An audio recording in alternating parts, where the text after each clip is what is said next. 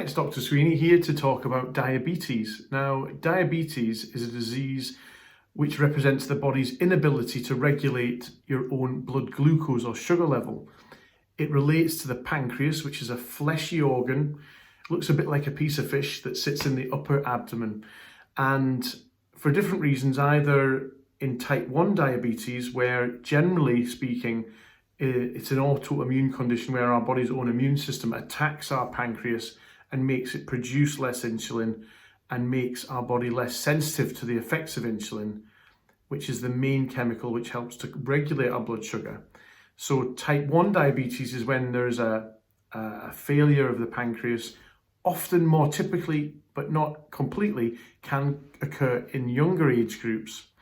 Type 2 diabetes is the much more common type of diabetes. This is associated with being a bit older, often a bit more overweight, where there's constant strain on the pancreas, and this can lead it to burning out.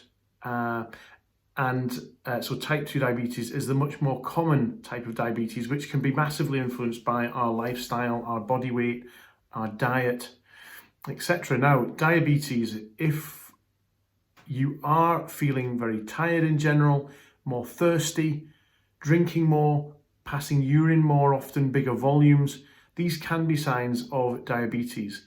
Type 1 in particular, in young people, if they lose weight rapidly and are very exhausted, have all these symptoms, then that's these are really concerning features and do need more urgent medical attention. But in the more typical type 2 diabetes, it can be something that creeps up gradually. And as I say, losing weight can often reverse that process. In terms of how diabetes is managed, it's usually through diet and exercise. Initially, this is type 2 diabetes.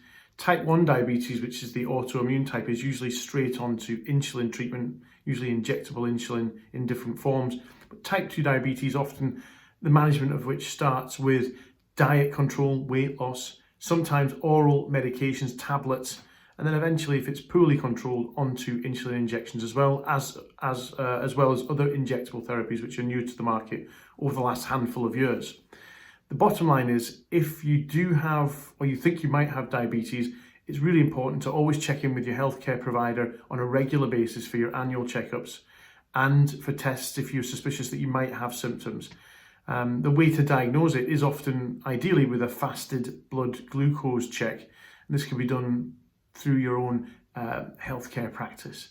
But thanks for listening. Hope that's been helpful. And until next time, see you later. Bye.